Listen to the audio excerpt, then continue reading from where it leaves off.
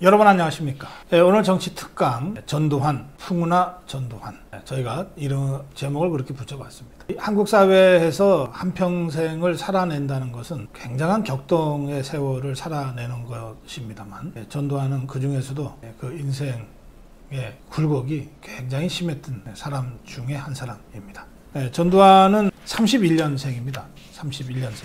55년에 육군 소위로 임관했습니다.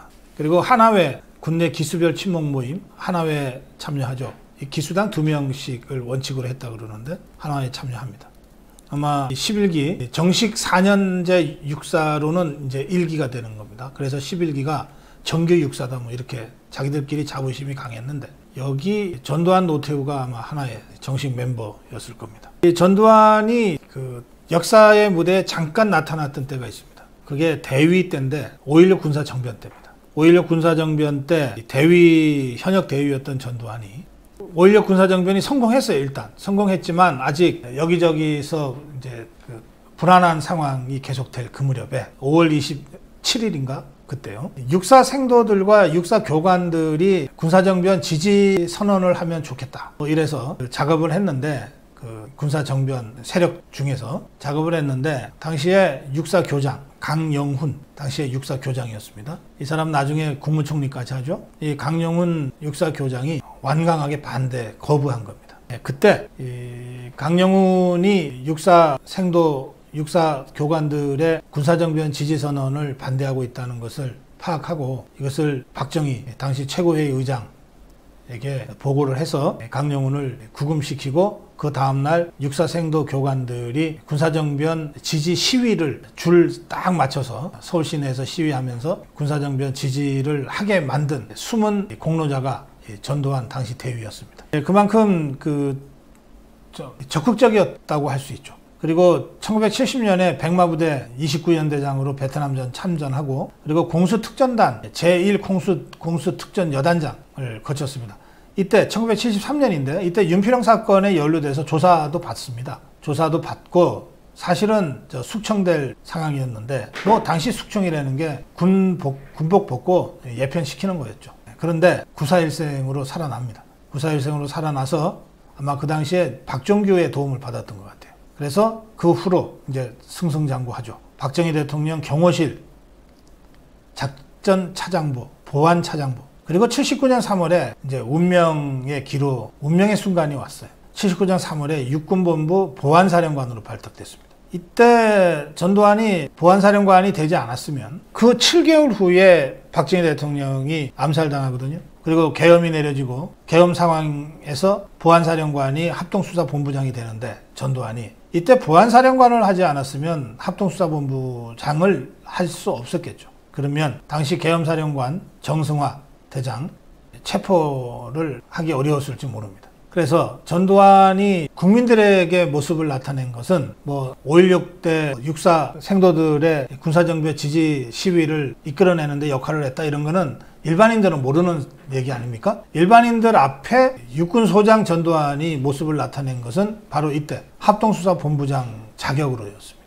합동수사본부장 자격으로 언론 앞에 서서 박정희 대통령 시해 사건에 대한 수사 경과를 발표하게 된 거죠. 중간 발표도 하고. 그러면서 국민 앞에 이제 모습을 나타내게 됐습니다. 그리고 이 수사를 하다 보니까 이 박정희 대통령 시해 사건이 김재규에 의해서 주도됐고 정승화 등의 방조에 의해서 이루어졌다라고 판단을 하게 되고, 그래서 그들을 체포하게 되는 겁니다. 당시 육군참모총장이자 계엄사령관을 체포했으니, 그리고 국내 정보 수사 조직을 총괄하는 보안사령부의 사령관이고 또 합동수사본부장이었으니 모든 정보가 다 전두환에게 모일 수밖에 없었고, 전두환은 그 정보를 적극 활용해서 전국 주도권을 행사하게 됩니다. 그리고 당시에 박정희 대통령 시해 사건이 중앙정보부장에 의해서 저질러졌으므로 중앙정보부라는 조직은 죄인된 처지였던 거예요. 평소에도 중앙정보부와 보안사령부가 대통령에 대한 신임을 얻기 위한 경쟁관계였는데, 한쪽은 대통령을 시해한 조직이 되고 한쪽은 그 시해범을 수사한 조직이 되는 것이니까, 보안사령부가 중앙정보부를 거의 접수하다시피 했던 것은 어떤 면에서는 불가피했던 것 같습니다. 그래서 나중에는 그러니까 1980년 3월인데 아예 전두환이 보안사령관과 중앙정보부장을 겸직합니다. 그야말로 모든 권력과 모든 정보가 전두환 한 손에 딱 집중되게 된 겁니다. 이 무렵부터 전두환이 정권을 탈취하려고 한다는 당시 제야 진영의 문제제기가 계속됩니다. 그래서 80년 서울의 봄은 결국 전두환 타도 투쟁으로 이제 전개되는 거죠. 여기에 맞서서 전두환은 1980년 5월 17일 비상계엄 전국 확대 조치로 대응합니다. 그리고 이에 항의하는 전남대학교 학생들의 시위에 계엄령 하였기 때문에 공수부대와 34단 병력이 진압을 하면서 유혈 사태가 발생해서 이른바 광주 사태, 곧 광주 민주화운동이 시작되게 된 겁니다. 광주 민주화운동은 5월 26일 전남도청이 계엄군에 의해 진압됨으로써 마무리가 됐습니다. 그 후 1년의 정치 과정을 거쳐서 전두환은 스스로 별 3개 달고 그 다음에 별 4개 달고 그리고 전역을 해서 81년 3월 3일 체육관 선거를 통해서 대통령에 취임했습니다. 이렇게 그 광주 사태, 광주 민주화운동의 그 많은 희생을 딛고 정권을 잡았기 때문에 또 전국적으로도 광주만이 아니라 전국적으로도 80년 서울의 봄을 진압하고 제압하고 정권을 잡았기 때문에 전두환은 통치 내내 2가지 방법을 병행했습니다. 하나는 어쨌든 국민들의 마음을 풀어주는 유화 조치들을 계속해서 취했습니다. 그러면서 또 한편으로는 정치적 반대자에 대한 강압 통치를 계속했습니다.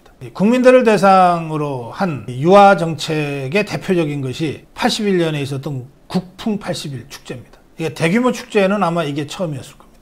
허문도가 기획했던 이 국풍 80일 축제. 또 82년에는 프로야구가 출범합니다. 당시에 무슨 3S 정책이라고 그러면서 스포츠, 스크린, 섹스 이를 풀어서 국민들의 비판의식을 마비시키려고 하는 것 아니냐 이런 비난을 많이 받았던 그 정책의 일환으로 프로야구가 출범합니다. 프로야구가 출범할 때는 그런 의도가 혹시 있었을지 모르겠으나 프로야구는 그 후 지금 전 세계를 대표하는 그 프로야구의 장을 대한민국이 만드는 데까지 발전했습니다. 아직도 축구가 국기처럼 되어 있습니다만 그러나 순수 관중수로 따지면 프로야구를 능가할 다른 스포츠는 현재까지는 없는 것 같습니다. 그만큼 프로야구는 82년에 출범해서 벌써 40년이죠. 40년 세월을 통해서 단단하게 자리 잡았습니다. 애초에 의도가 그런 것들이 설사 있었다 하더라도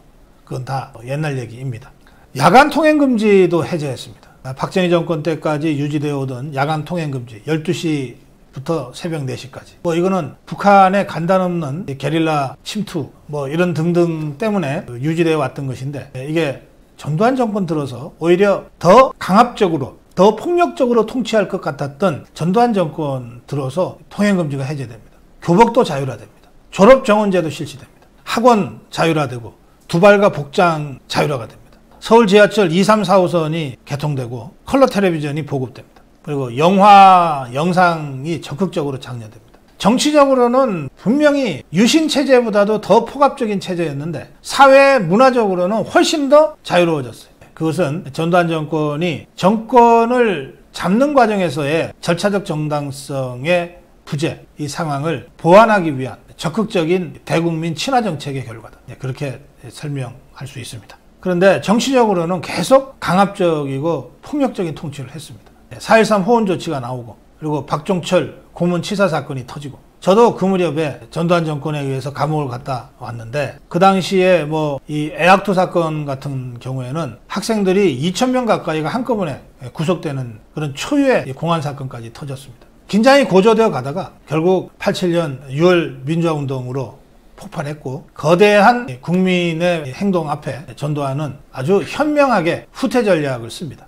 그것이 6.29 선언이었습니다. 물론 전두환 세력 내부에도 일부 강경파가 다시 탱크 가지고 밀어버립시다 라는 발언을 안 했던 건 아니지만 다수의 핵심들은 서울에서 만약에 그렇게 되면 이거는 우리가 걷잡을 수 없다, 감당할 수 없다 이런 나름 합리적인 판단을 했던 것 같고 그래서 6.29라는 후퇴 전략을 내놓습니다. 6.29 선언의 핵심은 헌법을 고쳐서 대통령을 직접 뽑게 하겠다는 것이었습니다. 다른 여러 가지도 있습니다만 그게 핵심이에요. 이 대통령 직선제 개헌에 대해서 당시 여야가 타협하고 합의함으로써 6월 민주화 운동은 유혈 사태 없이 타협적 점진적 방식으로 군부 권위주의 독재 정권으로부터 민주주의 국가로의 이행을 약속하는 이런 하나의 점진적 민주화의 모델을 만들어내게 된 겁니다. 그러니까 이것을 결단한 것이 전두환이었습니다. 전두환은 그렇게 자신이 결단해놓고 6.25 선언으로 직선제로 헌법이 고쳐지고 대통령 선거가 이제 진행되는 와중에 노태우에게 6.29를 노태우의 작품으로 해라. 그리고 나를 짓밟고 가도 좋다. 선거에만 이겨라. 이렇게 지침을 내리죠. 그리고 실제로 노태우는 전두환의 그 구도대로 움직입니다. 6.29를 노태우가 발표하고 그래서 노태우의 결단에 의한 6.29 선언으로 만들어가고 그러면서 필요할 때는 전두환과 가감 없이 차별화도 하고 그렇게 해서 보통 사람 시대라는 캐치프레이즈를 가지고 선거에 임합니다. 동시에 김대중, 김영삼 누가 나와도 이긴다고 하는 여론조사와 분위기들을 만들어 가서 양김이 끝내 단일화하지 못하게 만들고 그래서 1로 3김의 4파전 선거를 치르게 되고 거기서 노태우가 이겨서 정권 재창출에 성공합니다. 지금 와서 보면 전두환 정권이 6.29 6월 민주화 운동을 직면하고 거기서 일보 후퇴를 위한 2보 전진으로 전략적인 선택을 해서 6.29 선언을 타협 안으로 내고 그 후에 노태우를 후보로 내세워서 전두환을 밟고 가게 만들어서 다시 정권을 잡게 만드는 이 과정은 아무나 하기 어려운 그런 아주 전략적인 그 결단의 과정이기도 합니다. 그 점에서 전두환이 그 노태우 정권을 만들어내는 그 일련의 과정에서 보여준 정치적 결단은 굉장히 높게 평가받을 만하다. 그렇게 전문가들은 보고 있습니다. 전두환은 그렇게 해서 만든 노태우에 의해서 백담사로 유배를 갑니다. 그렇게 해서 자기가 만들어 놓은 노태우 정권에 의해서 백담사로 유배를 갑니다. 백담사로 유배를 가서 백담사에서 한동안 지냈는데 그때 이 전두환의 모습은 그렇게 의기소침하거나 그랬던 모습이 아니었다는 것이 당시 전두환을 본 많은 사람들의 증언입니다. 마음을 비우고 비교적 평온한 평상심으로 그렇게 백담사 생활을 했다고 합니다. 백담사에서 돌아와서는 다시 연희동에서 지냈는데 이제 전직 대통령으로 평범한 생활을 했다면 평범하다면 평범한 생활을 했던 것인데 그러다가 김영삼 정부가 들어서고 박교동이 흔든 비자금, 노태우의 비자금 사본 때문에 전두환 노태우 비자금 사건이 터지고 소급해서 5.18 민주화 운동과 관련된 책임 문제가 제기되고 그리고 12.12 사태가 제기돼서 1996년에 사법 처리가 됐습니다. 이 당시 전두환은 사법 처리에서 무기징역을 선고받았습니다. 1심에서 무기징역, 항소심에서 무기징역을 1심에서는 사형을 선고받았습니다. 1심 사형, 2심 무기징역. 그게 96년입니다. 95년에 구속 기소돼서 96년에 무기징역을 선고받고 97년 12월에 사면 복권됐습니다. 그래서 전체 수형 기간은 2년 조금 더 됩니다. 2년 조금 더 됩니다. 이렇게 97년 12월에 사면 복권이 돼서 풀려난 전두환은 그 후에도 5.18 민주화 운동 당시 헬기 사격을 목격했다고 증언한 조비오 신부에 대해서 거짓말쟁이라고 회고록에다 쓴 이유로 사자 명예훼손으로 광주지방법원에 공소가 제기돼서 얼마 전까지 광주법원에 내려가서 재판을 받았습니다. 징역 8개월에 집행유예 2년이라는 형이 2020년 11월 30일에 내려졌고 지금도 1심 판결 이후에 재판 중인 상태입니다. 전두환의 일생을 제가 간략하게 정리를 해드렸는데 전두환이 하나회에 참여를 하고 또 5.16 군사정변 지지 육군사관학교 생도들의 지지 선언을 이끌어내는 과정 그 이후에 박정희에게 발탁되어서 청와대 경호실과 보안사령관을 거쳐서 계엄사령부 합동수사본부장을 하는 과정은 박정희의 특별한 배려와 관심이 없었다면 어려운 그런 일이었습니다. 그래서 전두환은 박정희에 의해서 키워졌다 이런 평가가 나오는 겁니다. 또 합동수사본부장으로 정말 긴박했던 그 1979년 12월 26일과 1979년 12월 12일 사이 그때는 권력의 중심에서 정치를 배웠던 그러니까 경호실에서 근무하고 보안사에서 근무하고 하면서 지속적으로 박정희 정권의 권력 주변에서 어깨너머로라도 정치를 배울 기회가 있었던 전두환 입장에서는 보통의 야전군과는 다른 정무적 감각을 오랜 기간 동안 쌓을 수가 있었고, 또 박정희 대통령에 대한 특별한 충성심이 11.6 대통령 시해 사건의 범위를 밝혀서 처단해야 된다고 하는 강력한 동기로 작동을 해서 합동수사본부장으로서 정승화를 체포하고 김재규를 체포하는 데까지 나갔다. 그렇게 저는 평가합니다. 그 이후의 정치 상황, 이를테면 전두환이 언제부터 대통령 꿈을 꾸었는지는 아무도 정확하게 얘기하고 있지 않습니다. 전두환도 회고록에서 그런 대목을 얘기하고 있지 않아요. 제 판단으로는 그 대목은 상황의 산물이었다 라고 저는 설명하고 싶습니다. 상황의 산물.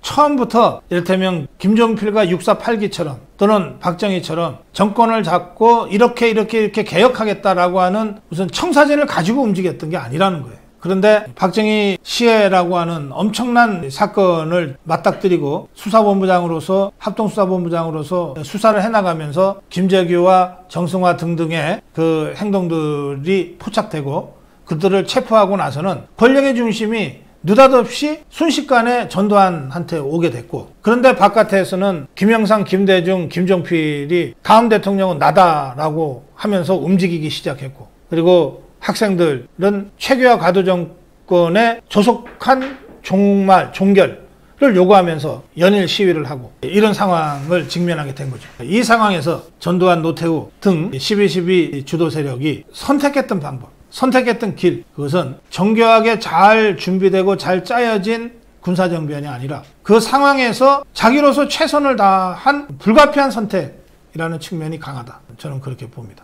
그래서 12.12를 단행하고 군부를 장악하게 되니까 권력은 자동으로 따라오게 된다. 특히 중앙정보부가 대통령 시해에 깊이 연루됐다고 하는 것이 어떠한 견제도 내부에서 하지 못하게 만든 결정적인 요인이었다. 그래서 그 후에는 일사천리로 전두환 중심의 세력 재편이 이루어졌다. 그렇게 생각합니다. 그 상황이 이제 계속되면서 전두환도 상황이 이렇다면 내가 국가를 책임지고 맡을 수밖에 없지 않냐. 못할 건 또 뭐냐. 이런 생각을 그 시간, 그 어느 순간에 했을 거고, 그 당시에 이미 많은 지식인들이 전두환 대망론을 언론의 칼럼으로 쓰기도 하고 이런저런 자리에서 퍼뜨리게 된 거죠. 따라서 5.17, 5월 17일 비상계엄 전국 확대 조치는 처음에 12.12 할 때까지만 해도 없었던 대권 장악, 정권 장악의 밑그림이 그 사이에 그려진 상태에서 목적의식적으로 이루어진 조치다. 저는 그렇게 판단합니다. 그것이 5.17 비상계엄 확대였다. 이런 그림 속에서 그려진 조치였기 때문에 이 조치에 반대하는 5월 18일 광주에서의 시위는 신군부로서는 용납할 수 없는 그런 상황이 됐던 것이다. 그래서 애초에 자기들이 5.17 비상계엄 전국 확대를 감행하면서 그렸던 그림대로 가져가는 과정에서 광주의 비극이 벌어졌다. 그런데 광주의 비극에도 불구하고 전두환과 신군부의 핵심은 애초에 그림대로 내쳐 달려가서 81년 전두환 대통령 취임으로 그림을 완성시켰다. 그리고 그 무렵 되면 이미 각계의 전문가라는 사람들, 그 시기에 이제 국법위가 구성돼서 가동되지 않았습니까? 각계의 전문가라는 사람들. 근데 김종인도 이제 그런 전문가 중에 하나로 국법위에 들어와서 신군부 핵심들의 권력 장악에 적극적으로 역할을 하게 되는 겁니다. 그래서 전두환 정권이 들어선 이후에 숨가쁘게 벌어진 일련의 이 프로그램들, 아까 쭉 제가 설명드린 대로 국풍이다, 프로야구 출범이다, 영화산업의 진흥이다, 교복 두발 자유화다, 통금 해제다 하는 이런 모든 조치들은 다 그 시기에 정무적인 어떤 전략적 판단에 의해서 정무적으로 기획된 프로그램들이었다는 겁니다. 그것이 정권을 잡고 일사천리로 전개가 됐고, 그런 정책들로 국민들을 이끌고 갈 수 있었다. 그래서 무슨 기념일마다 주는 대통령 하사금이다, 전별금이다, 이게 받는 사람들이 기대했던 것보다 동그라미가 하나 더 있었다고 할 정도로 나름 통이 컸던 전두환의 리더십, 또 불시에 현장 점검을 해서 세세하게 캐묻고 그리고 위로하고 격려하고 하는 이런 현장 중시 리더십, 여기에다 더해서 실제로 내가 잘 모르는 부분에서는 그 분야 최고의 전문가를 초빙에다가 그 사람한테 권한을 주고 일관되게 밀어붙였던 그런 리더십들이 결합이 돼서 차라리 전두환 때가 살기 좋았다, 이런 이야기가 나중에 우리 국민들 입에서 나오게끔 만들어냈다. 그래도 전두환 때는 경제는 잡았다. 물가는 잡았다. 이런 얘기들을 지금도 그 시대를 살았던 분들이 하게 되는 것은 그 나름 정통성이 결여된, 정통성이 부족한 정권을 유지하기 위해서 국민들을 체제 내로 통합시키기 위한 고심 어린 국정운영의 기획이 발휘한 효과가 아니겠는가, 그렇게 제가 평가합니다. 전두환의 기획은 노태우 정권으로의 정권 재창출까지 아주 훌륭하게 작동했습니다. 본인은 그러고 나서 백담사 유배를 갖고 그 후에 결국은 사법 처리 당했습니다만, 그러나 역사적으로 보면 군부 권위주의 정권이 민주화 운동에 강력한 저항에 부딪혔을 때 부딪혀서 파열음을 내거나 엄청난 유혈 사태로 갈 수도 있었는데 그 길을 피하고, 아마 저는 80년 광주가 그런 면에서 그 길을 피하게 만든 아주 중요한 역사적 모멘텀으로 작용했을 거라고 막연하게 추측합니다만, 이를테면 또 다른 광주를 재현할 수는 없다. 이런 어떤 브레이크 장치들 같은 것들이 당시 전두환 핵심 세력과 전두환에게도 있었을 거라고 제가 생각합니다. 그래서 결과적으로 6.29라고 하는 전 세계적으로 찾아보기 어려운 이 타협과 절충의 민주화를 가능케 만들었다. 그 이후에 이 타협적 점진적 민주화의 연장선에 이제 3당 합당이 있었던 겁니다. 타협적 절차적 타협적 점진적 민주화 의 1단계는 6.29 선언에 합의한 것이니까 정치 세력 간에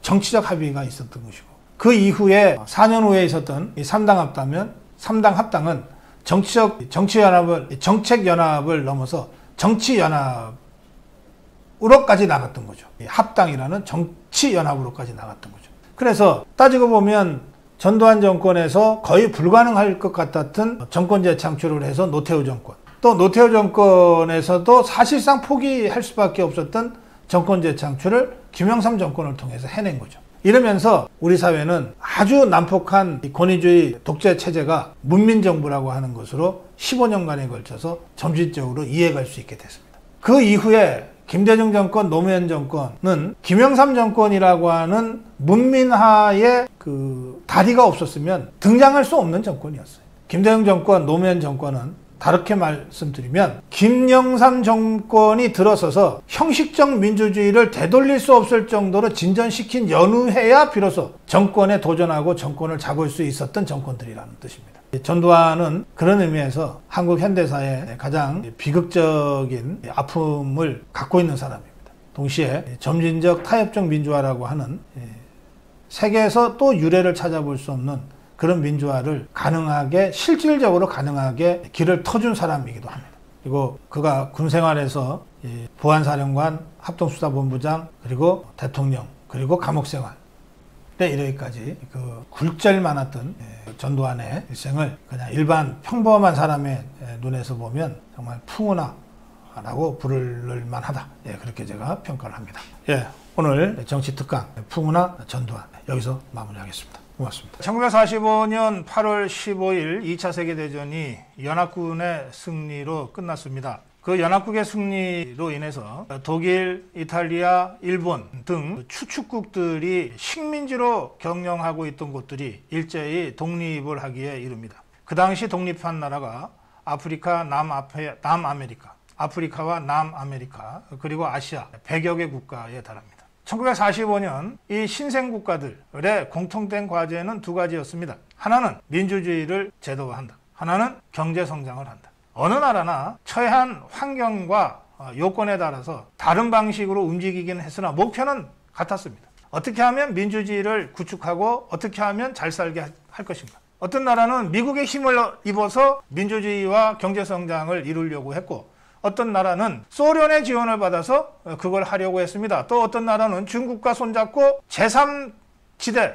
이 제3동맹국가, 비동맹국가들을 만들어서 뭔가 자립적 방법으로 그거를 구현하려고 했습니다. 이 수많은 100여 개 국가에 달하는 신생국가들 중에 이제 6, 70년이 지나서 민주주의와 경제성장이라는 두 가지 과제를 둘 다 훌륭하게 이루어낸 나라로서 전 세계 유일하게 인정받는 나라가 바로 대한민국입니다. 2차 세계대전 후 민주주의와 경제성장이라는 두 가지 양립할 수 없는 목표를 훌륭하게 이루어낸 나라 대한민국이 있다. 이게 노암 촘스키라는 좌파 철학자가 한 말입니다. 노암 촘스키는 지금 거의 100세 가까이 된 사람인데 아직도 살아서 전 세계 좌파의 우두머리 노릇을 하고 있는 사람입니다. 이 노암 촘스키가 대한민국을 전 세계에서 유일하게 대한민국만이 민주주의와 경제성장이라는 두 가지 과시를 훌륭하게 거둔 나라다. 벌써 10여 년 전에 그런 평가를 내린 바가 있습니다. 단순하게 생각하면 민주주의와 경제성장, 독재와 경제 후퇴 네 가지 조합이 있을 수 있습니다. 어떤 조합이 있냐? 독재를 하면서 못 살게 된 나라, 독재를 하면서 잘 살게 된 나라, 민주주의를 하면서 못 살게 된 나라, 민주주의를 하면서 잘 살게 된 나라. 네 개의 조합이 있을 수 있습니다.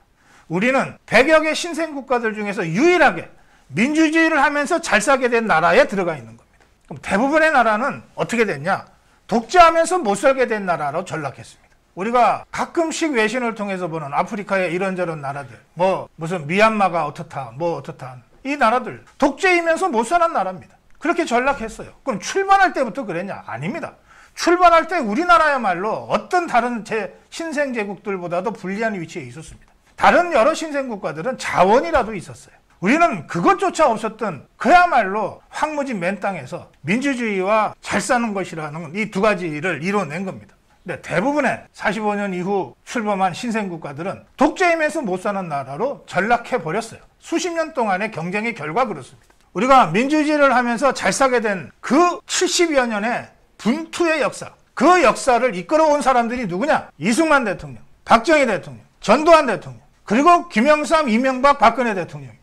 저는 전두환 시대가 바로 이러한 2차 세계대전 이후 70여 년에 걸친 신생국가의 민주주의의 역사, 신생국가의 경제성장의 역사 중에 정위치되어져야 한다고 생각합니다. 자, 이제 80년으로 시야를 좁히겠습니다. 전 세계의 민주주의 학자들, 민주주의를 연구하는 학자들은 1970년대와 1980년대를 면밀하게 경험적으로 비교 연구해 왔습니다. 왜냐하면 1970년대와 1980년대에 수많은 독재국가들이 민주화라고 하는 거대한 실험을 하게 되는데 그중에 성공한 나라는 몇 안 되고 대부분이 실패를 해버리거든요. 그래서 왜 어떤 나라에서는 독재에서 민주주의로 성공적으로 이행을 하는데 왜 다른 나라에서는 독재국가에서 민주주의로 이행하는 게 이렇게 어려운가? 그거를 경험적으로 계속 비교하게 된 겁니다. 그 경험적으로 비교하게 된 목적은 성공적으로 민주주의를 정착시키기 위한 방법을 찾아내기 위해서였어요. 이 분야, 민주주의론이라고 하는 20세기 정치학의 가장 중요한 연구 영역이 바로 이 민주주의 이행론입니다. 세계적인 정치학자들이 전부 여기 민주주의 이행론의 연구에 몰입합니다. 칼 슈미트, 샤보르스키 이런 뛰어난 정치학자 석학들이 바로 이 민주주의 이행론자, 민주주의 이행에 대한 경험적 연구를 합니다.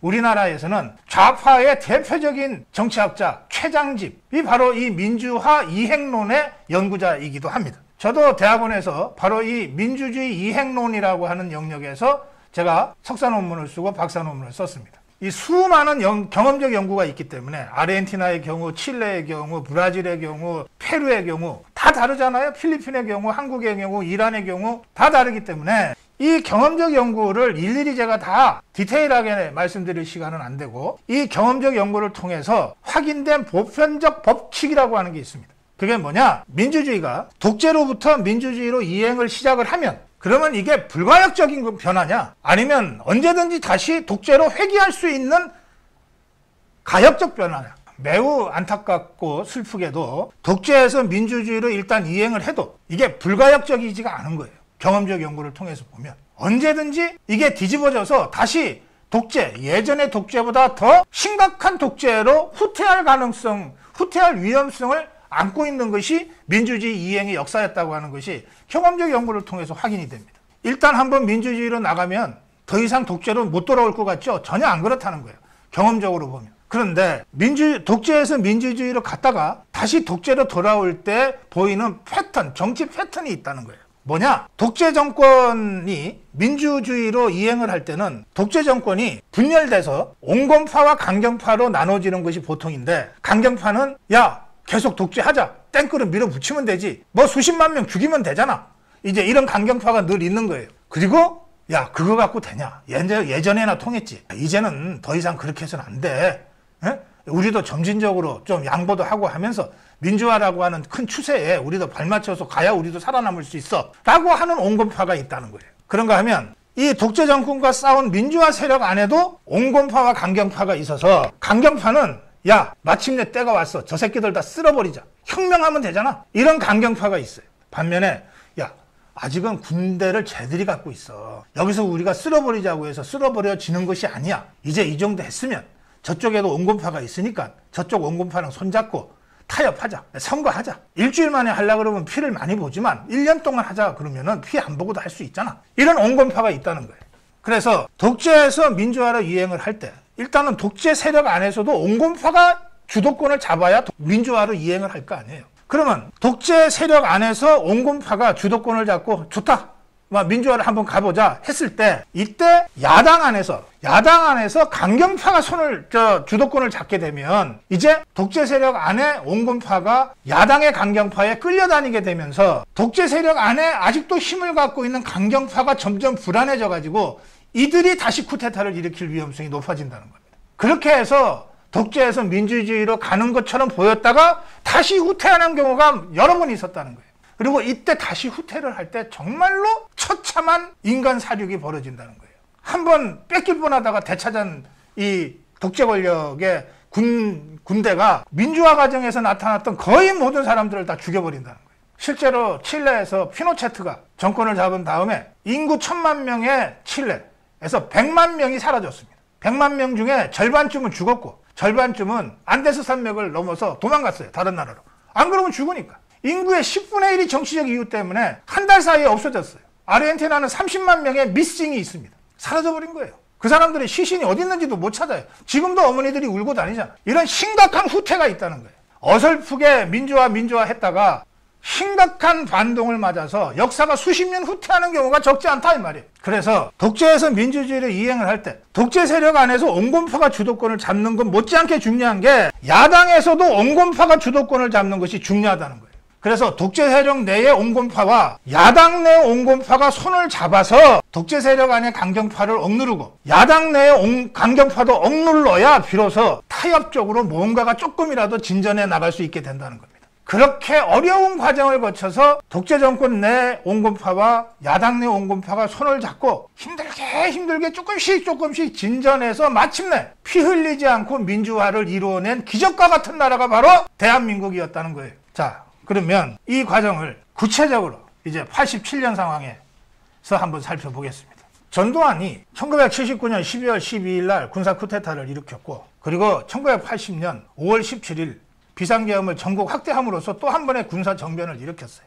그건 역사적 사실이고 이미 대법원에서 다 유죄로 판결된 내란죄로 판결된 부분이기 때문에 논란의 여지가 없어요. 그걸 갖고 뭐 기다 아니다라고 논란한 것 자체야말로 어리석은 짓이죠. 그건 팩트예요. 역사적 팩트. 그 이후에 전두환이 그런 불법적 과정을 통해서 정권을 잡았으나 그로서 시작된 수많은 조치들이 있습니다. 그게 과정이 불법이었다고 해서 다 그거를 없었던 걸로 할 수 있습니까? 김영삼이 성공한 쿠데타 처벌할 수 없다. 김영삼 정부 때 내렸던 그 법원의 취지대로 성공한 쿠데타를 처벌할 수 없다는 거예요. 그게 역사죠. 생각을 해보세요. 전두환의 정권 잡는 과정, 그러니까 전두환의 집권 과정이 잘못됐다고 해서 집권한 이후에 전두환이 행한 모든 조치가 다 무효라고 한다면 프로야구 없어야 돼요. 전두환이 정권 잡고 82년에 프로야구를 시작했거든. 당시에는 3S 정책으로 우민화시키려고 한다. 대중을 섹스와 스크린과 프로스포츠로 묶어두려고 한다. 탈정치화 시키려고 한다고 엄청난 비판을 좌파들이 했는데 불법으로 정권 잡고 난 다음에 그거를 정당화하기 위해서 국민들의 관심을 돌리기 위해서 프로야구를 시작했다. 이게 좌파들의 주장대로 한다면 프로야구 지금 없애야 되겠네. 전두환이 정권 잡고 난 다음에 통행금지를 없앴어요.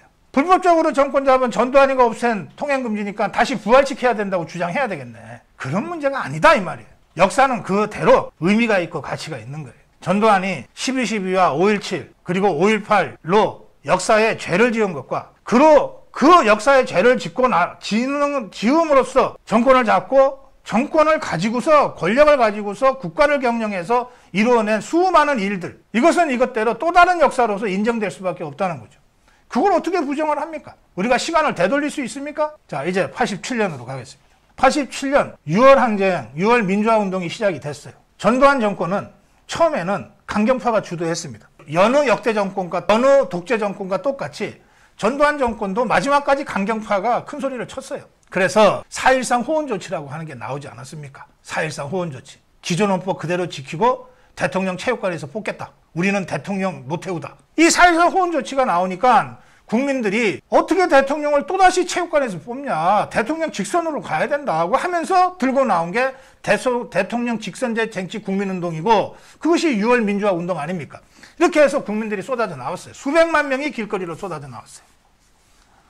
자, 이 초유의 위기 상황을 맞아서 전두환 독재 정권 안에 강경파와 온건파가 나눠집니다. 극명하게 나눠져요. 강경파는 뭐 우리가 광주에서도 쓸었는데 뭐 명동 쓸어버리죠. 이 강경파의 주장이었어요. 근데 온건파는 우리가 광주 한 번이면 됐지. 서울에서 하면은 광주에 수십 배 피해가 있습니다. 말도 안 되는 일입니다. 이미 더 이상은 그렇게 할 수가 없는 시대입니다. 이게 온건파의 주장이었어요. 그 운명이 강경 진압이냐 정치적인 후퇴냐 이것이 6월 18일 밤에 결정됩니다. 누가 결정하냐? 전두환입니다. 어떻게 결정하냐? 정치적 후퇴. 이 6월 18일 밤에 전두환의 이 결단으로 우리는 광주에 몇십 배나 될 수도 있었던 피해 학살을 피해갈 수 있게 됩니다. 그리고 나온 것이 6.29 선언입니다. 대통령 직선제 받아들이겠다. 정상적으로 선거하자. 김영삼, 김대중 정치활동 재개하게 하겠다. 언론 자유 다시 복원시키겠다. 이런 6.29 선언이 나오는 겁니다. 그럼 이 6.29 선언 누가 한 겁니까? 당시에는 선거 전략상 노태우가 한 것처럼 폼을 잡아줬어요. 그러나 이제는 노태우 쪽에 있던 사람들도 증언을 합니다. 6.29 선언은 전두환의 작품이었다. 전두환이 노태우를 불러서 상황이 이러하니 대통령 직선제 받고 선거 치를 수밖에 없다. 이거 당신이 결단한 것으로 해서 발표하라. 노태우가 거부했다는 거 아닙니까? 처음에. 이렇게 하면 나 대통령 못 됩니다. 그냥 지금 헌법으로 대통령 선거 그냥 밀어주세요. 했다는 거 아니에요. 처음에. 그걸 설득해서 6.29라는 민주화의 길을 열어놓은 사람이 전두환입니다. 저는 전두환이 천사였다고 얘기하는 게 아닙니다. 착한 사람이었다고 얘기하는 게 아니에요. 불과 며칠 전까지는 어떻게든 밀어붙여서 독재 권력 유지하려고 했던 사람이에요. 그런데 6월 민주화 운동이라는 이 도도한 국민의 흐름 앞에 전두환이 딱 멈췄습니다. 그리고 고민해죠. 밀어붙일까? 후퇴할까? 거기서 후퇴를 결정합니다. 그러면서 민주화 운동과의 동행을 결정하는 거예요. 이게 정치입니다. 전두환 7년간 집권하면서 6년 반 동안은 어떤 정치도 없었어요. 그냥 독재 권력을 가지고 이래라 저래라 했으면 됐어요. 그러나 6월 10일부터 시작된 전두환 정권의 마지막 6개월 동안은 누구도 하지 못했던 이 역사적 대타협을 이루어내는 통 큰 정치를 전두환이 해냅니다. 한 인간에게 더 이상 뭘 바랍니까? 그의 결정 하나로 수백 명이 아니라 수천 명이 학살당할 수도 있었던 그 유혈의 역사 과정을 우리가 슬기롭게 넘어갈 수 있었는데, 그런데 전두환이 정치가 없었다? 우리는 87년 6월에 이루어졌던 전두환의 역사적 대타협이라고 하는 통 큰 정치 때문에 피 한 방울 흘리지 않고 점진적인 민주화로 나라의 방향을 바꿀 수 있었습니다. 피 한 방울 흘리지 않고는 어폐가 있을지 모르겠어요. 6월 민주화 운동에 도화선이 됐던 이한열 학생의 죽음, 또 박종철 학생의 죽음이 있었으니까 제가 말씀드리는 것은 이 결정적인 역사적 전환기, 유혈 진압과 학살이냐 정치적 후퇴와 타협이냐 라고 하는 갈림길에서의 전두환의 선택을 말씀드리는 거예요. 저는 이 대목에서 전두환의 선택은 그야말로 영웅적 결단이었다. 자기가 어떻게 될지도 모르지만 이 길밖에 없다고 결단한 것이다. 그로써 대한민국의 민주주의는 더 큰 피를 보지 않고도 점진적으로 여기까지 올 수 있었다. 이게 독재 정권의 강경파, 온건파 간의 분열 속에서 독재 정권의 오너인 전두환의 전략적 선택이었어요. 저는 이 부분이 우리 역사에 있어서 몇 안 되는 매우 중대한 선택의 순간이었다고 생각합니다. 그리고 이 6.29 선언을 딱 내놨을 때, 6.29 선언을 내놨을 때, 그때 야당에서 강경파가 주도했다면 6.29 선언을 거부했을 거예요. 웃기는 소리 마라. 당장 니거들 감옥 가야지. 무슨 선거야. 당장 내려놔. 임시정부 수립해야지. 라고 강경파들이 당시에 주장을 안 했던 게 아니에요. 당시에 김근태를 비롯한 이른바 재야운동권에서는 6.29를 6.29라고 부르지 않았어요. 속이구라고 불렀지. 우리를 속이려고 하는 기만전술이다. 속이고 그랬잖아. 거부했다니까. 그런데 당시 야당에서 그 6.29의 역사적 대타협에 주목을 해서 이것을 수용한 사람이 누구냐? 그게 김영삼이에요. 김영삼이 먼저 수용을 하자 김대중도 어쩔 수 없이 따라서 수용을 한 거예요. 그래서 6.29라고 하는 역사적 대타협의 두 주역 전두환과 김영삼이 피를 흘리지 않고 민주화라고 하는 길로 우리나라를 이끌어갔던 거예요. 그 후에 박정희 세력의 대표 김종필, 전두환 세력의 대표 노태우, 김영삼 야당 민주당 세력의 대표 김영삼, 이 세 사람이 6.29 선언에 대한 타협 이후에 3년 후에 만나서 야, 이럴 게 아니라 우리가 목표가 같으니 아예 당을 함께 하는 게 어떠냐, 또 한 번의 결단을 통해서 3당 합당을 이루어내는 겁니다. 3당 합당을 이루어냈기 때문에 전두환에서 노태우로, 노태우에서 김영삼으로, 독재 정권에서 민주화 정권으로의 점진적 이행이 비로소 가능해졌던 거예요. 누구도 피보지 않고. 물론 그 과정에서 전두환, 노태우가 감옥을 가고 백담사로 가고 고생하지만 그러나 학살당하진 않잖아요. 지금 국민의힘은 그때 만들어진 민자당의 후예예요. 따라서 이 역사적 대타협을 통한 민주화로의 이행을 이루어냈다고 하는 이 상징성을 살린다고 한다면 마땅히 그 민자당의 후예인 국민의힘에는, 국민의힘의 당사에는 3당 합당의 새 주역의 사진이 걸려 있어야 되는 거예요. 그 정도 배포도 없이, 그 정도 자존감도 없이 우리 당에는 전두환의 사진이 없습니다. 이게 당대표가 할 얘기야. 창피한 줄 알아야지, 부끄러운 줄 알아야지, 집 뿌리가 어딘지도 모르고. 저는 이 대한민국을 자랑하고 사랑합니다. 5,000년의 역사를 사랑하고 45년 이후에 최현대사 70여 년 동안 대한민국이 그 어려움 속에서 내전과 전쟁과 수많은 국가적 위기와 좌파들의 끊임없는 공격에도 불구하고 자유민주주의와 시장경제와 법치를 세워가면서 민주주의와 경제성장이라고 하는 양립 불가능할 것 같은 이 두 가지 목표를 성공적으로 이루어낸 대한민국을 사랑해요. 그 대한민국의 역사를 만들어 온 이승만, 박정희, 전두환, 노태우, 김영삼, 이명박, 박근혜를 사랑합니다. 역사에 대한 이런 최소한의 자존감 없이 정당하겠다고 떠들고 다니지 말라. 예. 전두환 정권 그 역사적 위치에 대해서 오늘 이 정도로 화두를 던지는 것으로 마무리하겠습니다. 워낙 복잡하고 논쟁적인 많은 부분들이 있어서 디테일로 들어가면 좀 더 차분하게 사실에 근거해서 토론을 해야 될 부분들이 아직 많이 남아 있습니다만, 제가 보는 이 현대사의 큰 흐름 속에서 전두환 시대는 이런 과도기적인 역사적 대타협적인 성격을 갖고 있는 것이다. 이것에 천착하지 않고 피상적인 한두 가지로 함부로 재단하지 말라. 그 말씀을 제가 오늘 드리는 것으로 전두환 특강 마무리하겠습니다. 고성국TV는 자유우파의 유일 정론 방송입니다. 고성국TV는 윤석열 정권을 지켜내고 2024년 총선을 승리로 이끄는데 모든 힘을 다 쏟아부을 것입니다. 고성국TV가 어떠한 외압에도 흔들리지 않고 오로지 자유우파의 정론 방송으로 나아갈 수 있도록 후원해 주십시오. 지금 바로 010-9045-3010으로 전화 주십시오. 정론 방송으로 보답하겠습니다. 감사합니다. 고성국TV 화이팅!